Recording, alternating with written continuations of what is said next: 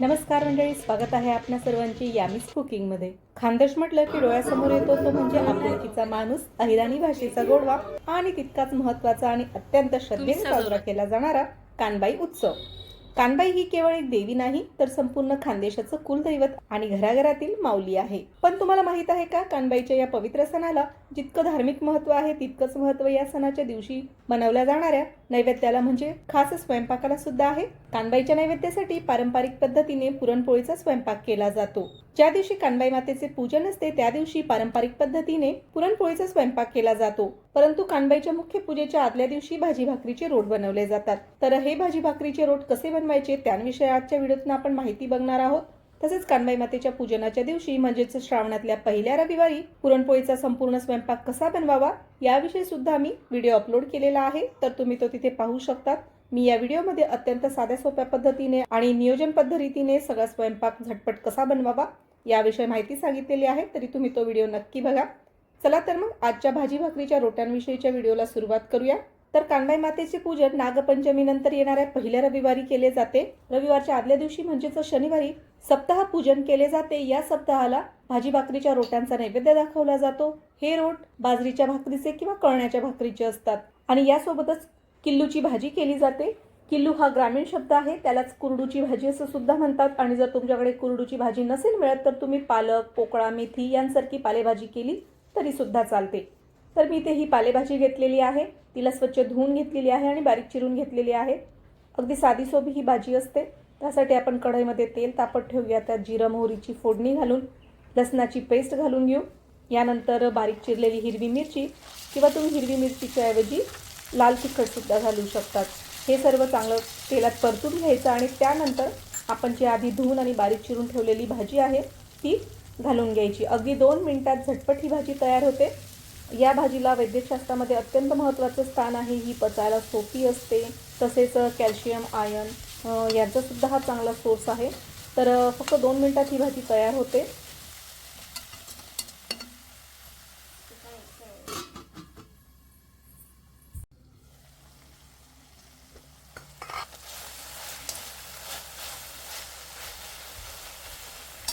भाजी तयार झाल्यानंतर आपण भाकरी तयार करून घेऊया। आमच्याकडे बाजरीच्या भाकरींचे रोट तयार केले जातात। जर तुमच्याकडे कळण्याच्या भाकरीचे रोट करत असतील तर तुम्ही याच पद्धतीने कळण्याच्या भाकरी तयार करून घ्यायच्या आहेत। तर इथे मी जाडसर दळलेले बाजरीचे पीठ घेतलेले आहे। हे पीठ थोडं थोडं पाणी घालून भिजून घ्यायचे आहे। हे पीठ जास्त पातळ किंवा घट्ट असं भिजायचं नाहीये, तर अगदी मऊ लुसलुशीत गोळा करायचा आहे। आपल्या हाताच्या तळव्याने हे पीठ चांगले चोळून घ्यायचे आहे। बाजरीच्या भाकरीचे जेवढे पीठ तुम्ही चांगले चोळून घेणार तेवढी भाकरी चवीला चांगली लागते। जर तुम्ही नुसताच गोळा करून सरळ भाकरी थापून घेतली तर ती भाकरी छान चिकनही येत नाही, तिला तडे जातात आणि ती खायला थोडी कच्ची लागते।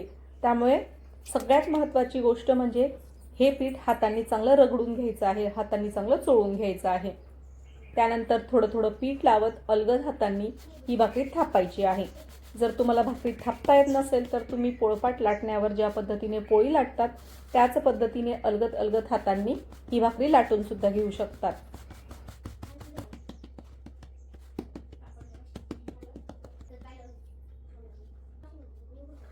भाकरी थापली गेल्यानंतर तिला भाजून घ्यायचं आहे। तर भाजण्यासाठी लोखंडी तव्याचा वापर करायचा आणि हा तवा चांगला कडकडीत तापू द्यायचा। तवा चांगला तापल्यानंतर त्यावर भाकरी टाकून घ्यायची आणि भाकरीच्या वरच्या बाजूला हातांनी पाणी लावून घ्यायचं। भाकरी भाजताना गॅस फुल ठेवायचा, नाहीतर भाकरी कच्ची राहू शकते।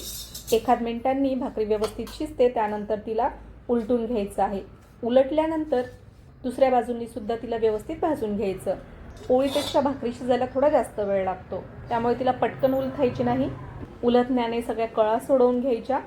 त्यानंतर हिला चांगली फुगवून घ्यायची। भाकरी चांगली फुगली पाहिजे, तिला छान वरचा पोपळा आला पाहिजे, यासाठी तिला गॅसवर भाजून घ्यायचं आहे। ज्या पद्धतीने तुम्ही फुलका भाजतात तशीच ही भाकरी सुद्धा भाजायची आहे। तुम्ही ही सरळ तव्यावर सुद्धा भाजू शकता। तर अशा पद्धतीने मी इथे 5 बाजरीच्या भाकरी तयार करून घेतलेल्या आहेत।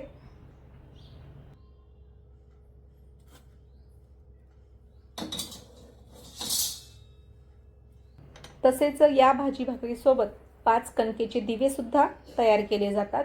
मी हे बाजरीच्या पिठाचे दिवे तयार करून घेतलेले आहेत। जर तुमच्याकडे गव्हाच्या पिठाचे दिवे तयार करत असतील तर तुम्ही तसे तयार करून घ्यायचे आहेत।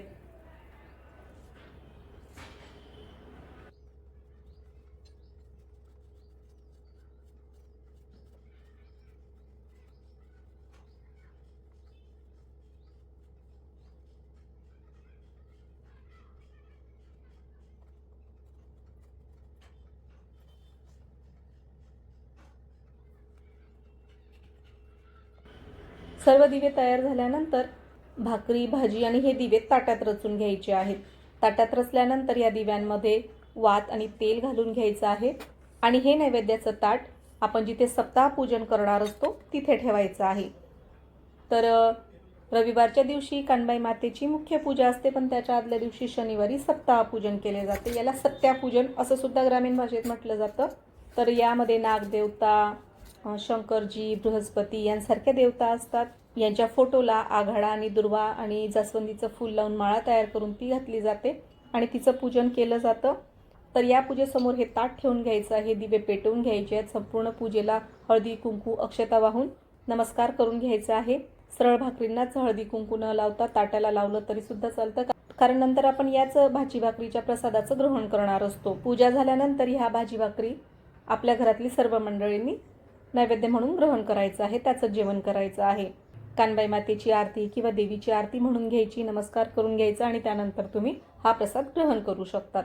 तसेच कानबाई मातेचा उत्सव कसा साजरा केला जातो याविषयी सुद्धा मी व्हिडिओ अपलोड केलेला आहे. जर तुम्हाला त्या व्हिडिओची माहिती हवी असेल तर यामीज लाईफस्टाईल या चॅनलवर मी हा संपूर्ण डिटेल व्हिडिओ टाकलेला आहे. कानबाई मातेची स्थापनेपासून विसर्जनापर्यंत सर्व माहिती सांगितलेली आहे. अतिशय सुंदर व्हिडिओ आहे, तुम्ही तिथे सुद्धा जाऊन एकदा नक्की बघा. तसेच कानबाई मातेच्या मुख्य पूजेच्या दिवशी रविवारच्या दिवशी कोणता स्वयंपाक करतात आणि हा स्वयंपाक कसा करावा याविषयी माहिती देणारा व्हिडिओसुद्धा मी यामीज कुकिंग या चॅनलवर अपलोड केलेला आहे. तुम्ही तो तिथे जाऊन पाहू शकतात आणि कानबाई मातेच्या सणाचा संपूर्ण स्वयंपाक कसा करावा हे तुम्ही तिथे पाहून करू शकतात. तर अशा पद्धतीने कानबाई मातेच्या पूजेसाठी भाजी भाकरींचे रोट कसे करावे याविषयी आपण आजच्या व्हिडिओतनं माहिती पाहिलेली आहे. मला आशा आहे तुम्हाला व्हिडिओ नक्की आवडला असेल. जर तुम्हाला व्हिडिओ आवडला असेल तर चॅनलला लाईक, शेअर, सबस्क्राईब करायला विसरू नका. भेटूया पुढील व्हिडिओमध्ये. धन्यवाद.